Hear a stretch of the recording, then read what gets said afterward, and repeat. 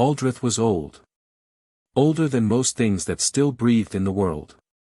He had lived through wars that men had long forgotten, through winters that had buried whole cities under snow, and through summers so hot that rivers had dried to dust. He had watched kingdoms rise and fall like waves on a shore.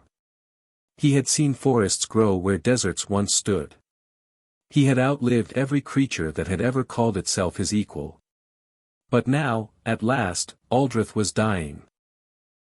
He lay in the great hall of Eldon Spire, deep inside the mountain where the elder council of drakes had gathered for centuries. The hall was wide and tall, carved from dark stone by claws far older than anyone alive could remember. Torches burned along the walls, casting long shadows across the floor.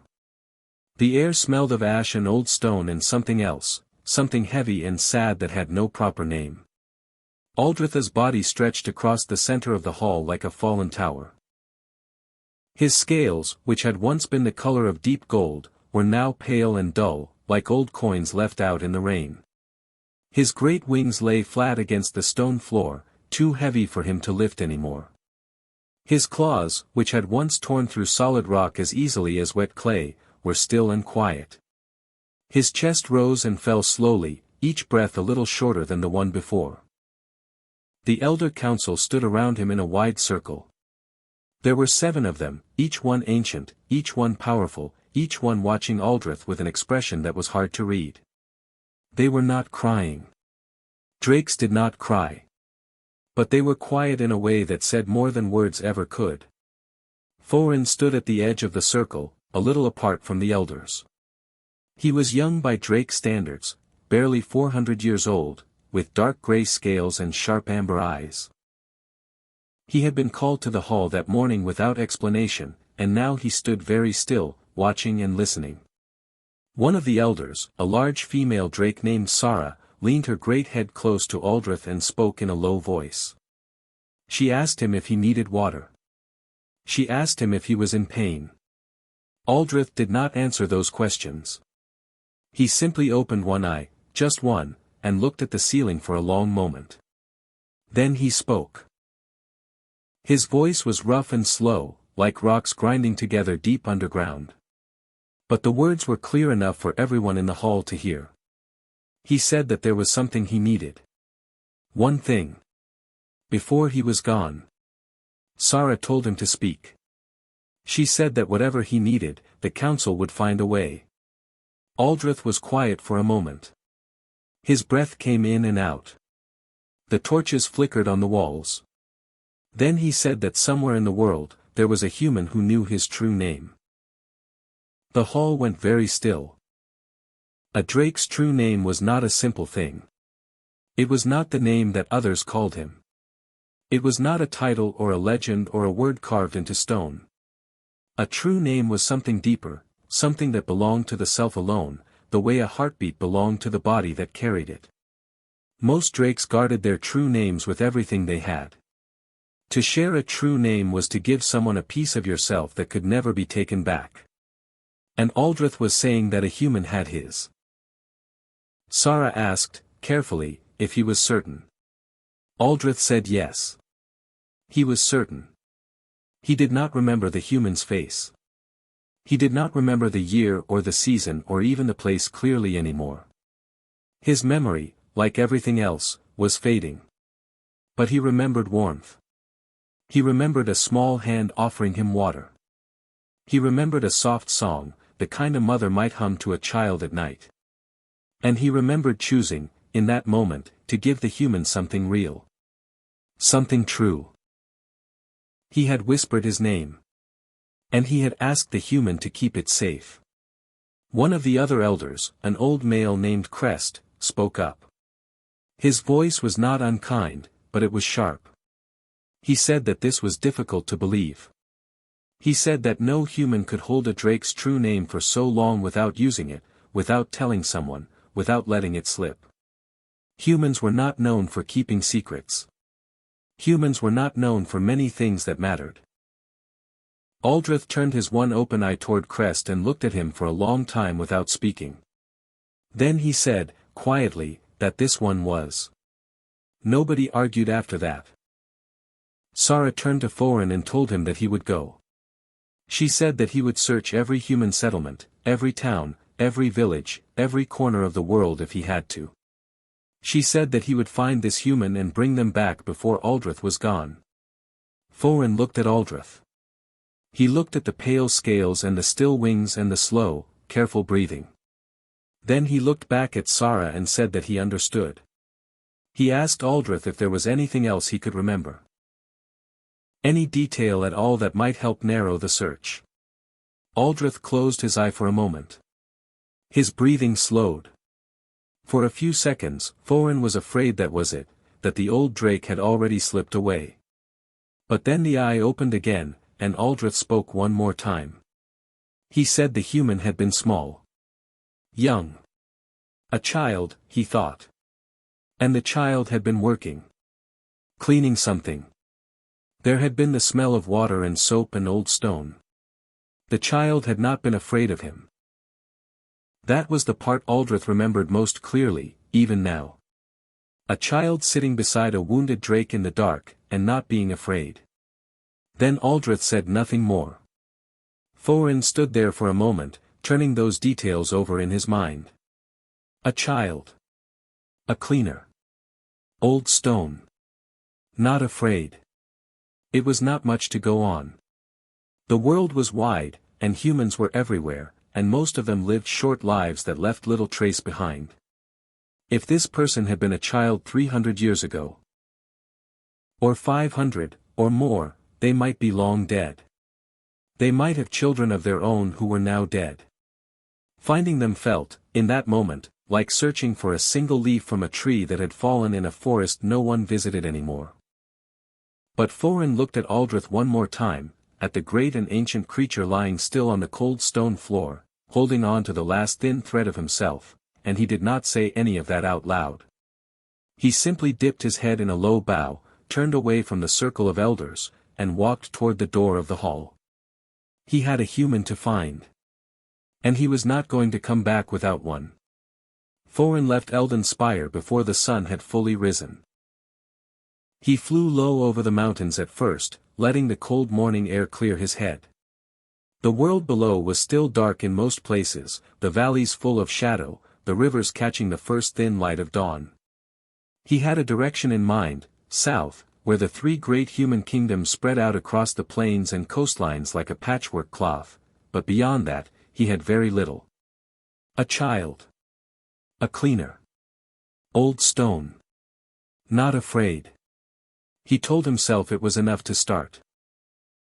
The first kingdom he visited was Aldenmore, the largest and oldest of the three. Its capital city was a wide, noisy place full of tall buildings and busy streets and people who always seemed to be in a hurry. Thorin walked among them in a shape that would not draw attention, a tall man with grey eyes and quiet clothes, and asked questions wherever he thought someone might have answers. He went to the royal library first.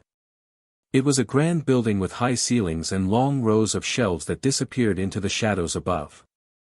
The librarians there knew a great deal about drakes. They had books on drake history, drake territories, drake behavior, drake legends. One young librarian got very excited and pulled out 7 different volumes before Thorin had even finished explaining what he was looking for. But none of the books said anything useful. They talked about Aldrich the way all books talked about ancient drakes, in big, distant words that made him sound more like a monument than a living creature. There was nothing about a child. Nothing about a ruin. Nothing about a name. Thorin thanked the librarian and left. He tried the royal court next. The king of Aldenmore was a tall man with a carefully trimmed beard who listened to Thorin with a polite expression and said almost nothing helpful. His advisors were worse. They spoke in long, winding sentences that circled around the point without ever landing on it. One of them suggested that Thorin speak to the royal historian, a very old man named Professor Aldwych who lived in a tower on the edge of the city and was said to know everything worth knowing. Thorin went to the tower. He climbed a very large number of stairs. He found Professor Aldwych asleep in a chair with a book on his face. When the old man woke up and heard the question, He stroked his beard for a long time and said that he had never heard of any human knowing a drake's true name. He said it was not the sort of thing that happened. He said that drakes and humans did not mix in that way. He said a great many things, most of them unhelpful, before Thorin thanked him and went back down the stairs. The second kingdom was Ver-Rath, smaller and quieter than Alden Moor, tucked between two rivers near the eastern coast. Thorin visited 3 different cities there and spoke to scholars, mages, retired soldiers, and 2 different village elders who claimed to have met drakes personally. None of them knew anything useful.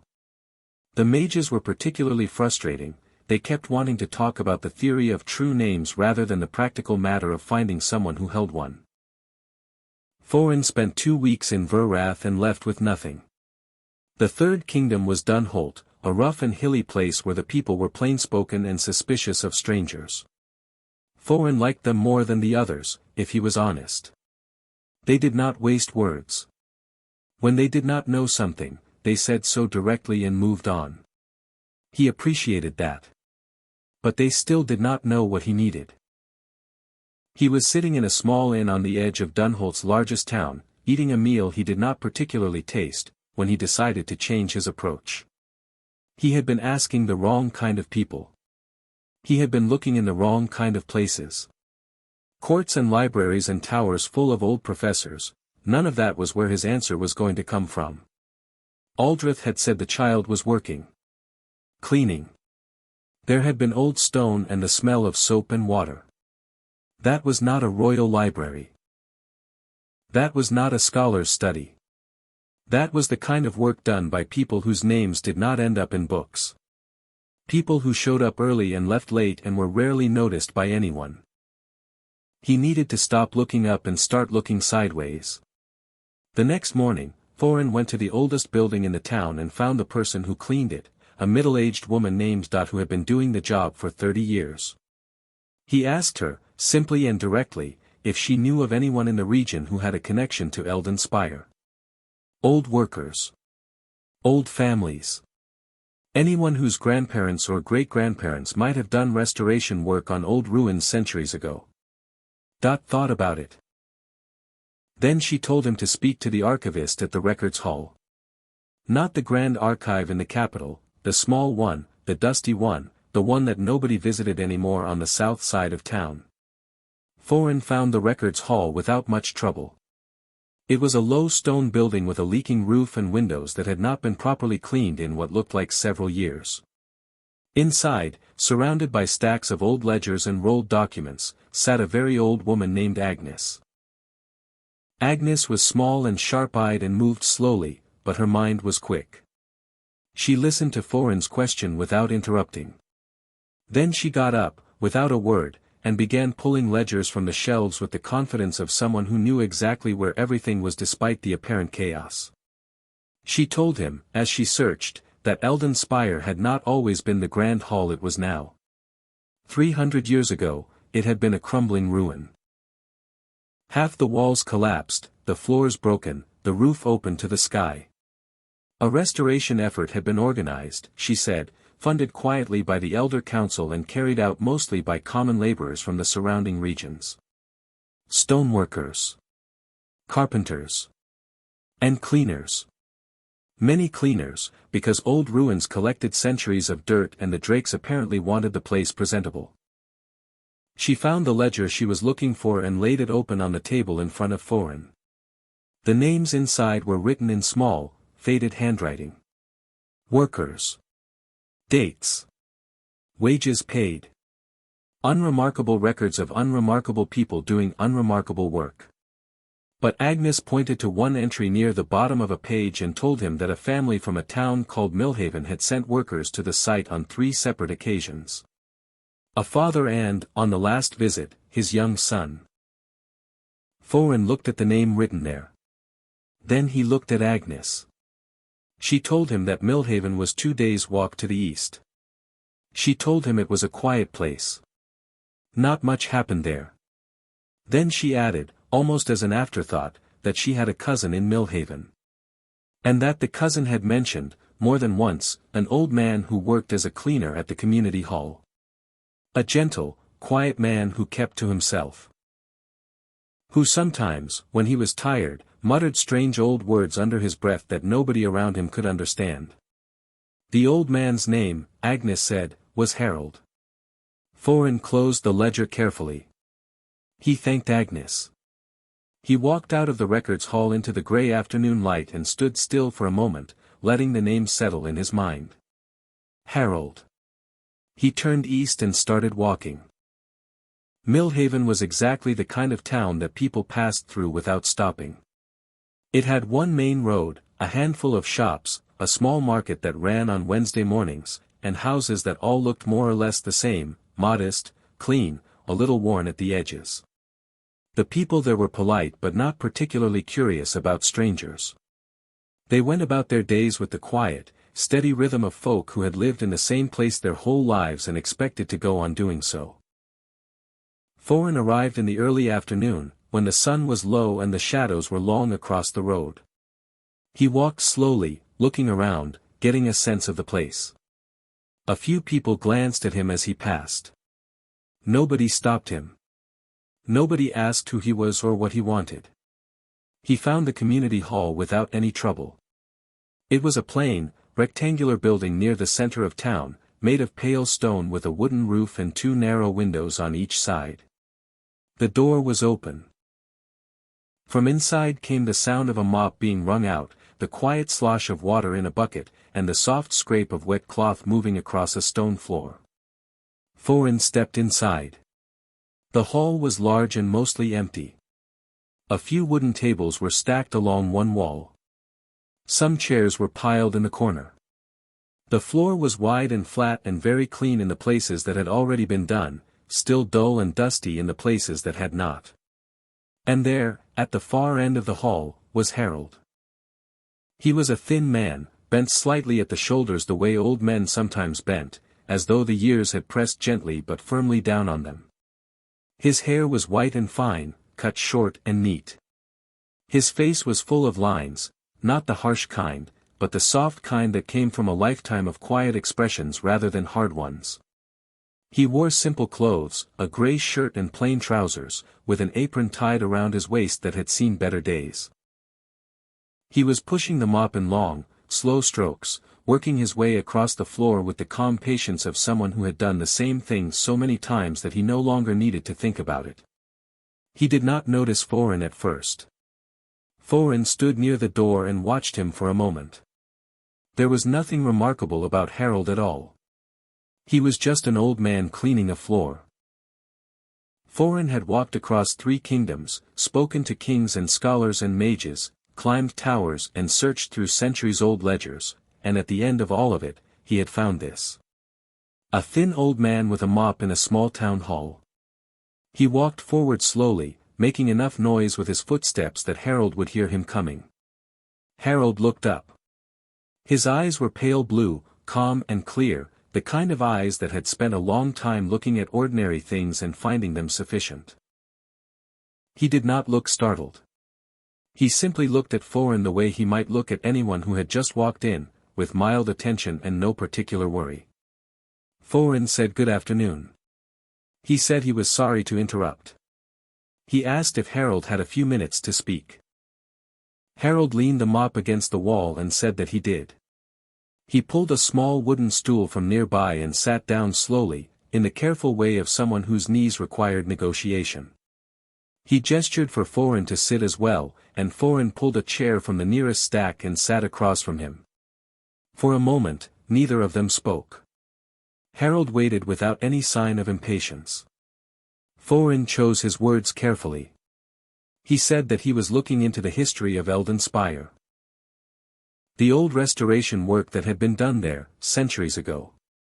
He said that records suggested Harold's family had been among the workers. He asked if Harold knew anything about that. Harold was quiet for a moment. Then he nodded slowly. He said yes. His father had gone to Elden Spire to work on the restoration. And once, on the last trip, he had brought Harold along. Harold had been 9 years old. Thorin kept his expression steady. He asked what Harold remembered about that time. Harold looked down at his hands for a moment, old hands, the knuckles a little swollen, the skin loose and spotted. Then he looked back up and said that he remembered most of it quite well. His memory for old things, he said, had always been better than his memory for recent ones. Last week was a blur, but 60 years ago was clear as water. He said that the work had been hard and the sight had been cold and his father had kept him close during the days. But one evening, near dusk, Harold had wandered off on his own the way children sometimes did when no one was watching closely enough. He had gone down a slope at the back of the ruin, through a broken wall, and into a chamber that had mostly collapsed. The roof had partly caved in. Stones were everywhere. And in the middle of all that, lying very still in the dark and the dust, was the biggest creature Harold had ever seen. Harold said this without any drama. He simply stated it the way he might describe the weather on a particular day. He said the creature had been breathing, but only just. One of its wings was folded at a wrong angle. There was dark blood dried on its scales in several places. Its eyes were closed. Harold had stood in the entrance of the chamber for a long time, just looking at it. Thorin asked what Harold had done. Harold said he had gone in. He had walked across the broken stones, slowly and carefully, and sat down beside the creature's head. He had his flask with him, water, nothing special, and he had uncorked it and held it near the creature's mouth. After a little while, the creature's tongue moved and it drank a little. Then Harold had done the only other thing he could think of. He had hummed a song. The one his mother used to hum when he was small and could not sleep. He did not know why. It had just seemed like the right thing to do. The creature had lain still for a long time. Then, very quietly, it had opened one eye. Harold said that eye was the most extraordinary thing he had ever seen. It was enormous, and gold, and full of something that Harold, at 9 years old, had not had the words for. He had more words now, after a long life, and the word he would use was, exhausted. Not just tired. Exhausted in the way of something that had been carrying a very heavy thing for a very long time. The creature had looked at him for a long while. Then it had spoken. Its voice had been rough and low, barely above a whisper. It had said a single word, a word unlike any Harold had heard before, in no language he recognized. And then it had asked Harold, very simply, to remember it. Harold had said that he would. Thorin leaned forward slightly. He asked, as carefully as he could, if Harold still remembered the word. Harold looked at him with those calm pale eyes. Then he smiled, a small, unhurried smile, and he spoke the word. He said it exactly right. Every sound. Every turn of it. Exactly as it had been given. Thorin sat very still. It was Aldritha's true name. There was no question. No doubt at all. Harold watched Thorin's face and said nothing more. He simply waited, with the same easy patience he had shown since the moment Thorin had walked in. The patience of a man who had spent a lifetime doing quiet work and had never once felt the need to rush anything. Outside, the afternoon light shifted. Somewhere down the road, a cart went by. The mop leaned against the wall, still dripping softly into the bucket below. Thorin looked at Harold and realized, with something that felt almost like wonder, that this old man had kept a Drake's true name safe and unspoken for his entire life. Not because he had been told to keep it secret. Not because he understood what it meant. Simply because it had been given to him in trust, and he was the kind of person who did not break trust. Not even after 70 years. Not even when no one would ever have known. Thorin sat quietly for a moment after Harold spoke the name. He had not planned what to say next. He had been so focused on finding the right person, on confirming the name, that he had not thought carefully enough about what came after. Now he sat across from an old man in a small town hall, the sound of the dripping mop the only noise between them, and he had to find the right words. He decided that the simplest ones were best. He told Harold that the creature he had sat beside as a boy of 9 was still alive. He said that it was very old now, older than most things in the world, and that it was fading. He said that before it went, it had made one request, to find the human who knew its name. He said that the Council of Drakes had searched for a long time, and that search had ended here, in this hall, with him. Harold listened to all of this without moving. His pale blue eyes stayed steady on Thorin's face. He did not look frightened. He did not look overwhelmed. He looked the way a person looked when something they had always half expected had finally arrived. When Thorin finished speaking, Harold was quiet for a moment. Then he reached over, took the mop from where it leaned against the wall, and wrung it out slowly over the bucket. He set it to one side. He untied his apron and folded it neatly over the back of the stool. He looked around the hall once, at the half-cleaned floor, at the stacked chairs, at the narrow windows letting in the last of the afternoon light. Then he said, very quietly, "Then I had better go." That was all. No questions. No hesitation. No negotiation. Thorin had expected something more. Some back and forth, some doubt, some asking for time to think it over. He had prepared himself for a long conversation. Instead, he got 4 words and a man already moving toward the door to collect his coat. They left Millhaven within the hour. Harold had very little to bring. A coat, a small bag with a change of clothes, a water flask, and a piece of bread wrapped in cloth that he tucked into his pocket without explanation. He told a neighbor through her window that he would be away for a while and asked her to let the hall caretaker know the floor was half done. The neighbor looked at Thorin with some suspicion but said nothing. Harold thanked her and walked on. The road east was long and uneven, winding up through hills and across stretches of open land where the wind came at them sideways and the grass bent flat. The first day was mild enough, but by evening the temperature dropped and the path grew rocky underfoot. Thorin set a pace that was steady but not rushed, watching Harold from the corner of his eye. Harold walked without complaint. He moved slowly, yes, and there were moments on steeper ground where he put one hand briefly on a rock or a fence post to steady himself. But he never stopped. He never asked to rest beyond what was necessary. When they paused at midday to eat and drink, he sat, caught his breath, and was up again before Thorin had finished his own water. On the evening of the first day, they stopped at a small shelter beside the road, a low stone structure used by travelers, with a dry floor and a place to build a small fire. Thorin built the fire and they sat beside it as the dark settled in around them.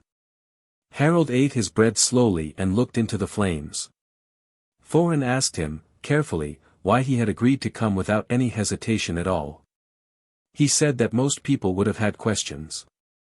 Most people would have wanted time. Harold thought about this for a moment. Then he said that he supposed most people would.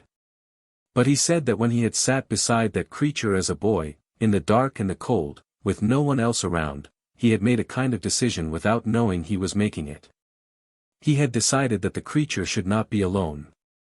That was all. It had not been a complicated thought. It was just what felt right. He said that all these years later, the feeling was the same. The creature was alone again, in a different way. And Harold was not the kind of person who walked away from that. Thorin looked at the fire and said nothing for a while. Then he asked Harold if he had ever told anyone about that night. About the creature. About the name. Harold shook his head. He said it had never felt like his story to tell. The creature had trusted him with something. That meant keeping it, not sharing it around. Thorin nodded slowly. They traveled for 4 more days. The land changed around them as they went, the open hills giving way to denser forest, then to higher ground where the air thinned and the trees grew shorter and further apart. Harold's breath came harder in the higher places, and his steps slowed, but he kept moving. On the 3rd morning, his left knee was clearly causing him pain, Thorin could tell by the way he placed that foot. But when Thorin offered to slow down, Harold waved the suggestion off and said his knee had been complaining for 20 years and had not stopped him yet. On the fourth evening, Thorin sent word ahead. He did it quietly, using a method drakes had for long distances, a low sound, too deep for human ears, that carried through the stone of the mountains and reached Eldon Spire before morning. He kept the message simple. He had found the human. They were close. The human was everything Aldrich had said. The response came back through the stone before dawn. Thorin felt it more than heard it, a deep, brief vibration that told him the message had been received. What he did not expect was what Harold said when they stopped to rest and Thorin told him that word had been sent ahead. Harold simply asked if the creature would know he was coming. Thorin said yes. He said that Aldrich would be told. Harold nodded. He looked satisfied in a quiet, private way, the way of someone who had just been told that a thing they had been carrying for a long time was nearly done. Inside the great hall of Eldon Spire, things were less quiet. The Elder Council had received Thorin's message and the reaction had been mixed. Sara had gone still and thoughtful. Old Crest had made a noise that was not quite a scoff but was close enough. Another elder had asked, twice, whether Thorin was absolutely certain. A simple cleaner, they kept saying. An old man with a mop. But then one of the younger attendants had gone to Aldrich's side and leaned close and told him, in a soft voice, that the human had been found. That he was on his way. That his name was Harold and he was coming. Aldrich had not moved in days. He had lain still and flat, his breathing so shallow that the attendants had taken turns sitting with him through the nights, watching and listening to make sure he was still there. But when he heard Harold's name, something changed. Slowly, with great effort, Aldrich lifted his head. Not all the way. Just enough. Just enough to rest his chin on his folded forelegs and face the door of the hall with one eye open and steady. The elders went quiet. Nobody said anything about a simple cleaner after that. They reached Eldon Spire in the early morning. The mountain was dark against the pale sky, and the path leading up to the great hall was steep and cut from old stone that had been worn smooth by centuries of use. Thorin walked beside Harold as they climbed, not speaking, letting the old man set the pace. Harold's breath came in slow and steady pulls. His coat was buttoned to the top. His small bag hung from one shoulder. He looked up at the mountain without any particular expression, the way he might look at a long corridor that needed cleaning, something to be approached calmly and done properly. At the entrance to the hall, Thorin stopped. He told Harold that from here, he would go in alone. Harold looked at him. Thorin said that Aldrich had asked for the human who knew his name. Not for a procession. Not for witnesses. He said that some things were better done quietly, with no one watching. Harold considered this. Then he nodded. He straightened his coat, adjusted the strap of his bag on his shoulder, and looked at the great stone doors ahead of him. Thorin pushed them open. The hall inside was enormous. Harold had seen large buildings before, grand halls, old churches, wide market buildings, but this was something else entirely. The ceiling was so high that the top of it was lost in shadow. The walls were dark stone, carved with markings that were older than any language Harold knew. Torches burned in long rows on either side, casting warm, unsteady light across the floor. The floor itself was wide and flat and made of pale stone, and it stretched out before Harold like a quiet road. Along the edges of the hall stood the Elder Council.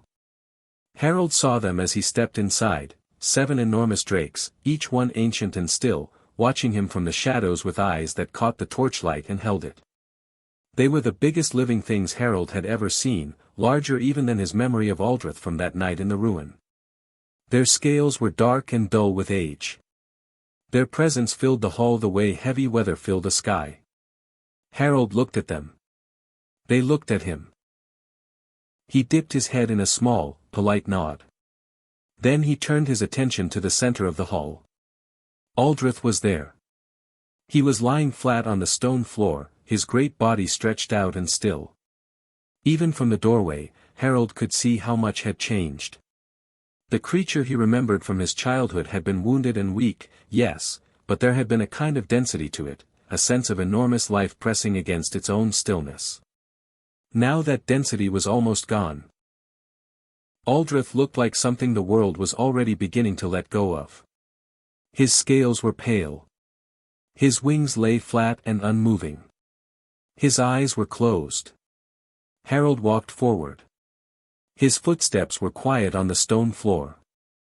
He walked slowly, not because he was afraid, but because he was old and the floor was long and he saw no reason to hurry. He had come all this way. A few more seconds would not matter. When he was close enough, he stopped.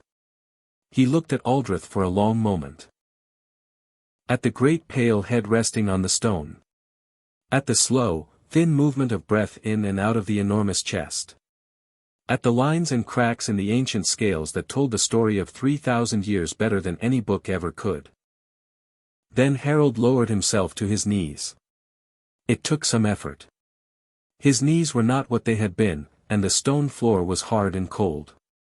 But he went down slowly and steadily, one knee at a time, and settled himself close to Aldrich's head.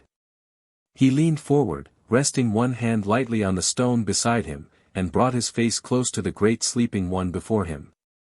He spoke the name. He said it softly, the way it had been given to him. Not as a shout or a declaration, but as a quiet thing, a private thing, the kind of word that belonged in the space between two people and nowhere else. He said every part of it carefully, the way he had kept it carefully for 70 years, turning it over in his mind from time to time to make sure it was still whole, still right, still exactly as it had been whispered to him in the dark of a ruined chamber by a creature that had trusted him with it. For a moment, nothing happened. Then Aldrich exhaled. It was a long breath, deep and slow, the kind of breath that seemed to come from somewhere further down than the lungs, from somewhere older and quieter. The stone floor seemed to hum faintly with it. The torches on the walls flickered all at once, as though touched by the same wind. And then Aldrich opened his eyes. Both of them this time. Fully open, wide and gold, catching the light and filling it with something that Harold had spent 70 years trying to find the right word for. He had settled, in the end, on the same word he had found before. Exhausted. But now, looking into those eyes again, he thought there was something new beside it. Relieved. That was the word. Aldrich looked at Harold for a long time. The gold of his eyes was clearer than it had been in weeks. The elder drakes along the walls could all see it, that sudden returning clarity, like a lamp turned up after burning very low for a very long time. Aldrich did not speak. He simply looked. Harold looked back. Between them passed something that had no name in any language, not in the tongue of drakes or men, something that did not need one. The recognition of two beings who had shared one honest moment in the dark, long ago, and had carried it with them ever since without quite knowing why. After a while, Harold began to hum. It was the same song. The one his mother had taught him. Simple and slow, with no particular words, just a gentle rising and falling sound that filled the quiet hall the way soft light filled a room in the early morning. He hummed it the way he had always hummed it. Without performance, without self-consciousness, the way a person did something that was simply part of them. The elder council did not move. Thorin, standing near the door, did not move. Nobody in the hall made a sound. Aldrich's eyes grew softer as the song went on. His breathing slowed further, but gently now, without the struggle that had been in it for weeks. The tension that had kept him holding on, that last thin thread of waiting, eased away, quietly and completely, like a hand finally releasing something it had been gripping for a very long time. He went still. Not the stillness of the last weeks, which had been the stillness of waiting. This was different. This was rest. True rest. The kind that came after everything was done and nothing was left undone. Harold hummed the last of the song. Then he stopped. He stayed where he was for a moment, kneeling on the cold stone floor with one hand resting lightly beside Aldritha's great still head. He was not sad exactly. He was not happy exactly. He was something quieter than either. The feeling of having done the one thing he had been meant to do, fully and properly, without leaving any part of it unfinished. Then he put both hands on the floor, pushed himself slowly to his feet and straightened his coat. He looked around the hall. At the high dark ceiling. At the long rows of torches. At the wide pale stone floor stretching out in all directions, gathering the shadows between the lights. It really was a very large floor.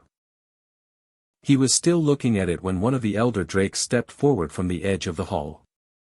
It was Sara, large and dark-scaled, her eyes steady and serious. She moved slowly, with the careful weight of something very old, and stopped a respectful distance from Harold. She was quiet for a moment. Then she said that what Harold had done was not a small thing. She said that Aldrich had gone in peace because of him. She said that the council was grateful, and that gratitude was not something they offered lightly or often. Harold nodded and said that he was glad. Sara was quiet again. Then she said that Eldon Spire was an ancient place and a large one. She said that its corridors were very long and its floors were many and the council had never found anyone who maintained them quite the way they deserved to be maintained. Harold looked at her. She said, carefully, that if Harold had no pressing reason to return to Millhaven, if the community hall could manage without him for a while, the council would consider it an honor if he stayed on. There was a room, she said. A warm one, with a proper bed. And there was work, if he wanted it. Harold looked around the hall one more time. At the stone and the torches and the long, wide, imperfectly clean floor beneath his feet.